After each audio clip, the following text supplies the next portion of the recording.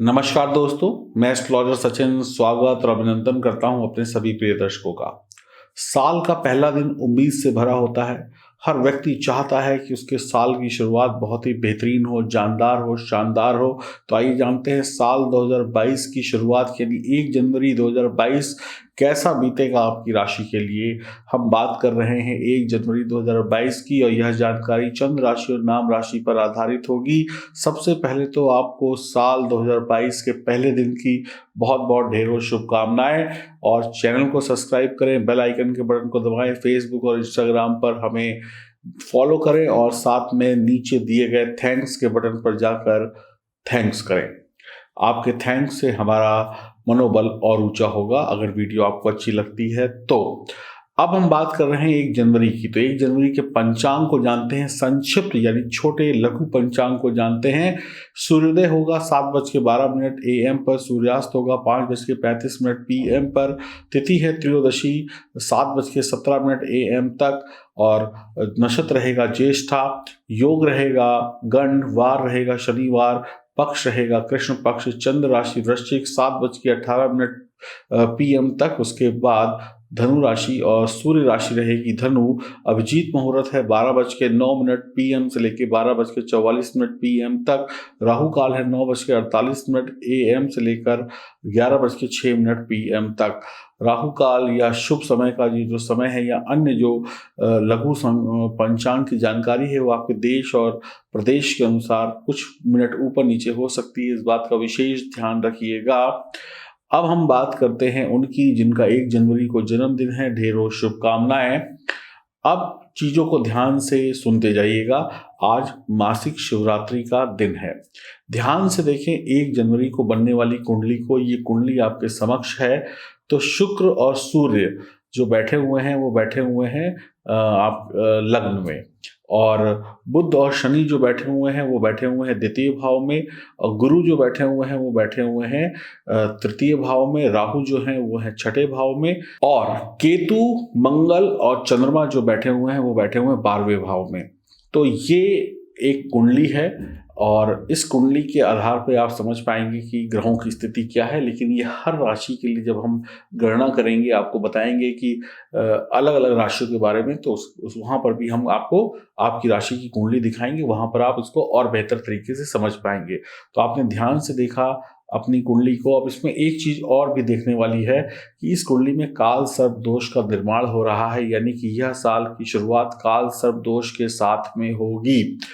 चंद्रमा मंगल का महालक्ष्मी योग भी होगा, केतु चंद्र का ग्रहण दोष भी होगा। मकर राशि में बुध और शनि की युति भी होगी जो कि लाभकारी रहेगी, और बुध और शनि मित्र हैं, इनकी भी युति हो रही है। धनु राशि में शुक्र और शनि की युति का असर कुछ बढ़िया और कुछ परेशानी वाला होगा।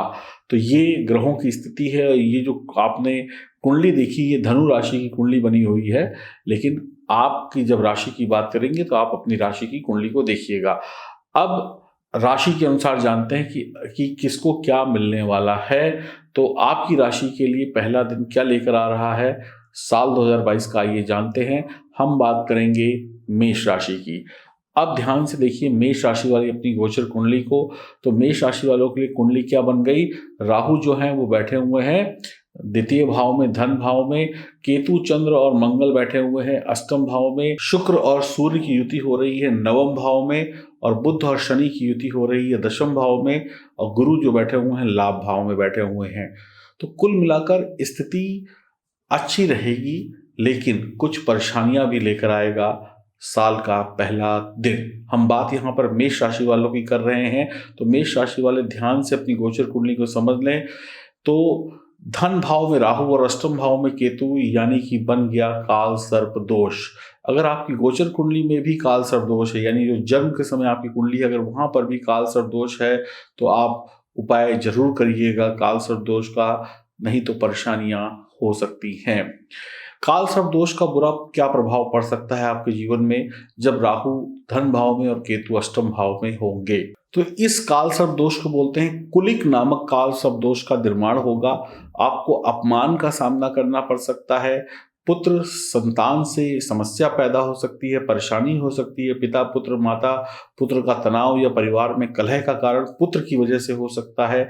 जीवन साथी से तनाव हो सकता है। पिता से संबंधों में तनाव या गड़बड़ी हो सकती है। आपको बेहद सावधानी रखनी होगी, वाणी को मीठा रखना होगा। आपकी गोचर कुंडली में चंद्रमा अष्टम भाव में होंगे और चंद्रमा अष्टम भाव में बेहतरीन परिणाम नहीं देते हैं। ऊपर से काल सर्प दोष का भी प्रभाव होगा। 1 जनवरी 2022 को आप थोड़े परेशान रह सकते हैं, तनाव में रह सकते हैं, काम में रुकावटें आ सकती हैं। गाड़ी वाहन चलाते समय बेहद सावधानी रखिएगा। शेयर मार्केट, जुआ, सट्टेबाजी, शॉर्टकट से पैसा कमाने के चक्कर में बुरा फंस सकते हैं, बड़ी हानि हो सकती है। जीवन साथी से वैचारिक मतभेद हो सकता है। प्रेम संबंधों में तनाव हो सकता है।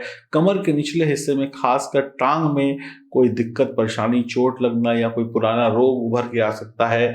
अपनी भाषा को बिगड़ने मत दीजिएगा, नहीं तो कार्य क्षेत्र में गड़बड़ी हो सकती है। बड़े बड़े अफसरों से, अधिकारियों से, चाहने वालों से वाद विवाद हो सकता है। जीवन साथी से तनाव संभव है। सेहत से जुड़ी हुई परेशानियां और मानसिक तनाव भी संभव है। आपके विचार स्थिर नहीं रहेंगे, आप टिक कर काम नहीं करेंगे, बोलेंगे कुछ, करेंगे कुछ, करेंगे कुछ, बोलेंगे कुछ, उल्टा सीधा बोलते रहेंगे, उल्टी सीधी बातें करेंगे और आप एक जगह पर टिक के नहीं रहेंगे। लोग कहेंगे जैसे बेपैंदी का लोटा होता है ना, कभी इधर तो कभी उधर। तो इस तरीके की आपकी स्थिति हो सकती है। बहकी बहकी इधर उधर की बातें करेंगे, बेवजह की बातें करेंगे, जिन बातों का सिर पैर ना हो वैसी बातें करेंगे। लोग आपको मूर्ख भी कह सकते हैं या ये भी कह सकते हैं कि भैया सोच समझ के बोलो, बोल क्या रहे हो। मन में बेचैनी होगी, मन में दूसरों के प्रति ईर्ष्या, असंतोष, वहम की भावना होगी। दूसरों के प्रति जो आपका प्रेम है वो कम होगा। लालच की भावना जाग सकती है। बच्चों की शिक्षा प्रभावित होगी। पिता से तनाव, माता की सेहत का बहुत ध्यान रखना होगा।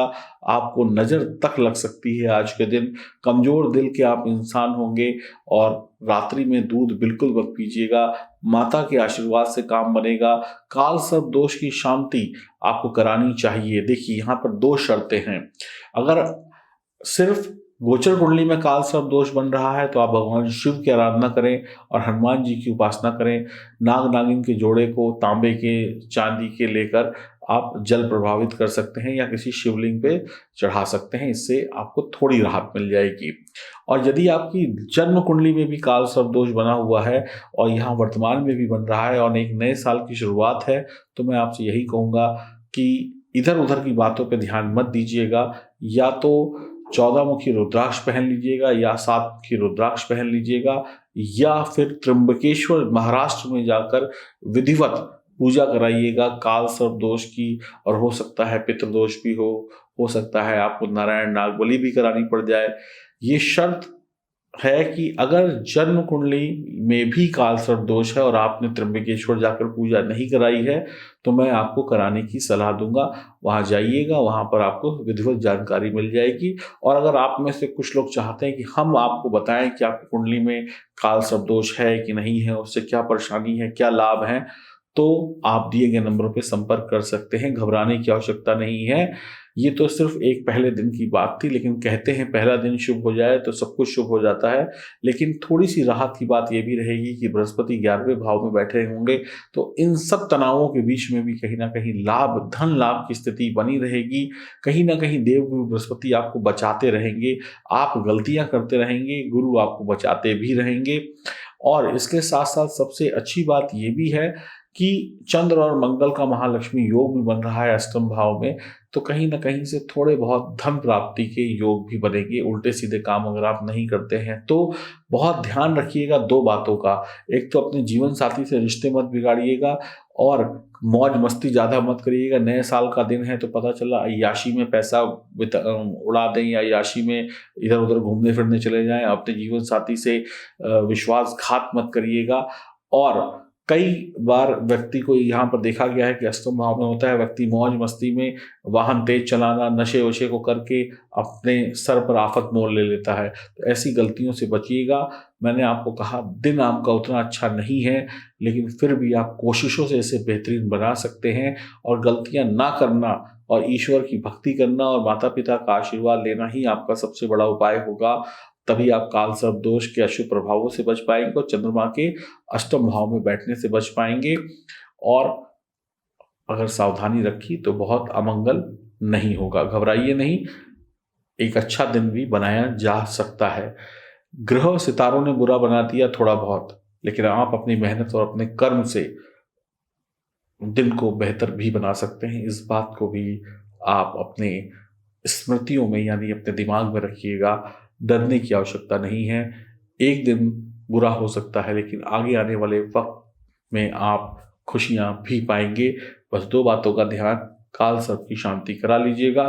काल सर्प दोष जितना खतरनाक होता है, जब इसकी पूजा विधिवत तरीके से हो जाती है तो ये उससे जबरदस्त तरीके से यानी उससे दुगना तरीके से आपको लाभ भी देता है। और आपकी संतुष्टि के लिए एक बात बता दूं, इस ब्रह्मांड में चाहे भारत में रहते हो या कहीं पर भी जो लोग रहते हैं, जो लोग बहुत ज़्यादा सफल हैं, कहीं ना कहीं उनकी कुंडली में काल सर्प दोष है और उन्होंने शांति कराकर जीवन में उच्च स्तर की सफलता भी पाई है। तो आपके नव वर्ष की शुभकामनाओं के साथ मंगलमय हो आपका नया साल। नमस्कार।